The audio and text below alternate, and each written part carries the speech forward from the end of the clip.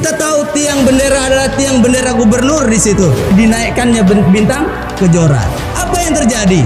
Negara seharusnya hadir di sana. Negara seharusnya ada di situ. Pemerintah seharusnya hadir di sana melindungi rakyatnya. Kenapa ini harus disampaikan? Qulil haq walau kana murran. Sampaikan kebenaran itu sekalipun itu pahit. Lalu banyak orang mengatakan, kenapa kita membesar-besarkan itu? Bukan membesar-besarkan. Semua media bungkam. Tidak ada satu media pun yang meliput kejadian yang ada di sana. Malah kita lihat dengan isu-isu yang murahan, isu-isu yang provokatif, isu-isu yang mengadu domba antara aparat dengan pelajar, antara aparat dengan mahasiswa, antara masyarakat dengan aparat. Seakan-akan ini yang terjadi. Kita tidak mau melihat di sana. Wamena dan Papua adalah bagian daripada Indonesia. Subhanallah walhamdulillah wa la ilaha illallah. Asyhadu an la ilaha illallah, asyhadu anna Muhammadan abduhu wa rasuluh, khatamul anbiya'i wal mursalin wa qaidul furil muhajjalin wa imamul muttaqin sallallahu alaihi wasallam tabarakan ala zalikun nabil amin. Amma ba'd. Fa ayyuhal hadirun ittaqullaha haqqa tuqatih wa la tamutunna illa wa antum muslimun. Shadaqallahul azim. Pada tahmid dan taslim, pada kesempatan zuhur kali ini saya akan bawakan tema tentang al-ukhuwah al-islamiyah, tentang persaudaraan di dalam Islam, menyikapi beberapa kejadian, yakni pembakaran rumah, tempat usaha, bahkan nyawa di Wamena, Papua. Kemudian ada 2 korban penembakan mahasiswa di Kendari. Dan kita tahu fenomena saat ini yang tidak menguntungkan umat Islam, maka tentu kita akan mengambil sikap tentang itu. Ma'asyiral muslimin rahimakumullah, al-ukhuwah al-islamiyah, kita tahu bahwa ada 6 kunci daripada bagaimana kita mempererat ukhuwah islamiyah kita. Yang pertama adalah ittisal, yakni tata cara bagaimana beruhuwah itu bisa dengan fardian dan jamaian. Jadi bisa secara pribadi dan secara berjamaah.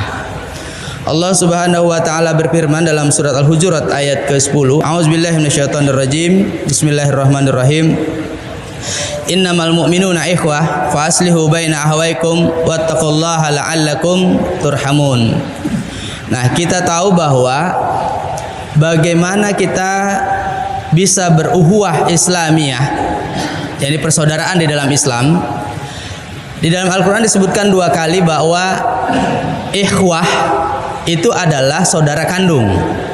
Kemudian bagaimana Nabi Yusuf bersama saudaranya disebutkan ikhwah.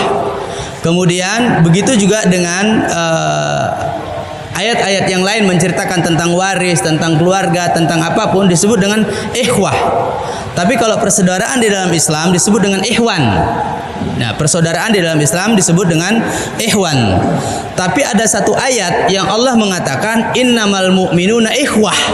Ya. Allah menggunakan kata ikhwah pada sesama umat Islam yang beriman kepada Allah Subhanahu wa taala, dikatakan ikhwah. Padahal kita tahu ikhwah adalah saudara sekandung. Nah, ketika seseorang itu sudah mengucapkan dua kalimat syahadat, asyhadu alla ilaha illallah wa asyhadu anna muhammadur rasulullah, maka 2 kalimat syahadat itu mengikat tali persaudaraan kita. Darah mereka adalah darah kita, nyawa mereka adalah nyawa kita. Bahkan Rasulullah sallallahu alaihi wasallam menegaskan dalam satu hadis, la yu'minu ahadukum hatta yuhibba li ahihi kama yuhibbu li nafsihi. Jadi tidak sempurna iman seseorang sehingga ia mencintai saudara seimannya sebagaimana ia mencintai sebagaimana ia mencintai dirinya sendiri. Nah, ikhwani fillah, kejadian di Wamena adalah kejadian kemanusiaan. Kita tahu beberapa bulan sebelumnya ada oknum yang mengatakan bahwa tanah Papua adalah tanah Israel kedua.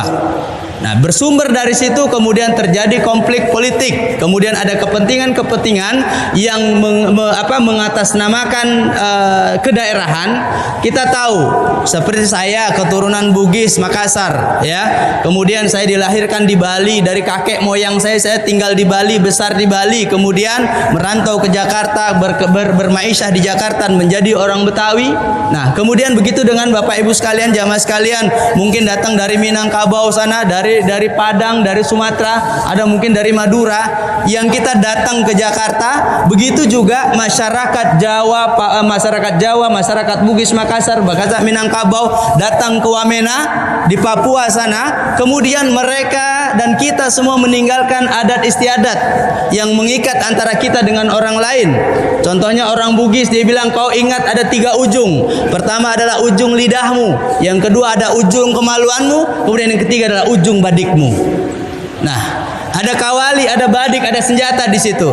Ketika kalian tidak mampu berkomunikasi, tidak mampu bermusyawarah, tidak mampu dengan ini, maka satu cara kau gunakan kemaluanmu. Artinya apa? Kau gunakan laki-lakimu, kau kawin menikah dengan anak-anak raja, anak-anak kepala-kepala suku, anak-anak kepala adat. Maksudnya bisa berdamai di situ. Kemudian kalau kau tidak mampu dengan lidahmu, tidak mampu dengan lisanmu, tidak mampu dengan logikamu, tidak mampu dengan ilmumu, tidak mampu juga dengan laki-lakimu, tidak mampu dengan ketampananmu, maka kau gunakan apa itu? Senjatamu. Nah, kalau kita tahu orang Minang meletakkan keris berada di sebelah kiri, itu menandakan dia menggunakan apa? Akalnya, mengutamakan ilmunya, menggunakan logikanya. Tapi jangan sampai ketika keris itu berpindah ke sebelah kanan, itu artinya akan terjadi pertumpahan darah. Minangkabau punya cerita panjang, baik dari sejarah bagaimana perang Padri. Kita tahu perang-perang di zaman Belanda, di zaman Jepang, memerdekakan republik ini. Tapi hari ini bagaimana masyarakat Padang, masyarakat Minang yang ada di Wamena, bagaimana masyarakat Bugis, saudara kita yang ada di sana, bagaimana masyarakat Jawa yang ada di situ, bagaimana masyarakat Jawa yang mereka sudah bermaisyah di sana. Dari transmigrasi berpuluh-puluh tahun mereka bercocok tanam, merambah hutan, kemudian berdagang, bermaisyah, kemudian dia bisa menjadi maju di sana, bisa bikin kampus, bisa bikin pesantren, bisa bikin pasar, dan mereka hidup damai, dan Wamena menjadi maju. Tapi apa daya, dalam tempo sehari 2 hari saja rumah-rumah dibakar, pasar-pasar dibakar, sekolah dibakar, bahkan kantor gubernur, kantor wali kota, kantor DPRD, kantor-kantor pemerintahan dibakar semuanya. Dan kemarin kita tahu bagaimana mereka mengibarkan bendera bintang kejora. Kita tahu tiang bendera adalah tiang bendera gubernur di situ, tapi dinaikkannya bintang kejora. Apa yang terjadi? Negara seharusnya hadir di sana. Negara seharusnya ada di situ. Pemerintah seharusnya hadir di sana melindungi rakyatnya. Kenapa ini harus disampaikan? Qulil haq walau kana murran. Sampaikan kebenaran itu sekalipun itu pahit. Lalu banyak orang mengatakan, kenapa kita membesar-besarkan itu? Bukan membesar-besarkan.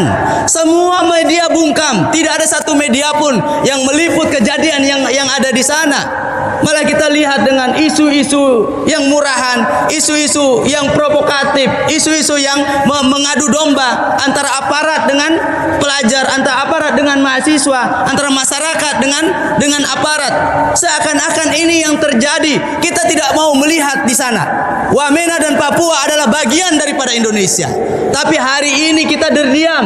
Hari ini kita tidak berani mengatakan bahwa di sana ada pembantaian, di sana ada pembakaran, di sana ada pembunuhan, di sana ada umat Islam yang itu bagian daripada rakyat Indonesia. Tapi kita tidak bisa melakukan apapun. Ma'asyiral muslimin rahimakumullah. Kenapa ini saya sampaikan? Apa yang saya lihat, apa yang saya dengar, apa yang saya rasakan, saya sampaikan. Kita wartakan ke pelosok-pelosok negeri. Kita sampaikan kepada dunia bahwa ada umat Islam yang dibakar hidup-hidup di sana. Kemudian kalau orang, wah kok provokatif, kok ngajak orang menyerang? Tidak. Saya orang Islam, yang saya sampaikan adalah bidalail kitabi was sunnah. Yang mendengarkan adalah umat Islam di tempat ibadahnya umat Islam. Masjid adalah tempat ibadah umat Islam. Kalau ada orang non Islam yang masuk kemari, ada orang kafir yang masuk kemari, atau ada orang yang memang sengaja ya tajassus, memata-matai, maka haram di dalam Islam untuk memata-matai. Ma'asyiral muslimin rahimakumullah, apa yang saya sampaikan tidak ada pelanggaran hukum positif. Kita tahu bahwa bagaimana al-ukhuwah al-islamiyah, karena darah mereka adalah darah kita, nyawa mereka adalah nyawa kita. Itu harus kita tanamkan pada diri kita.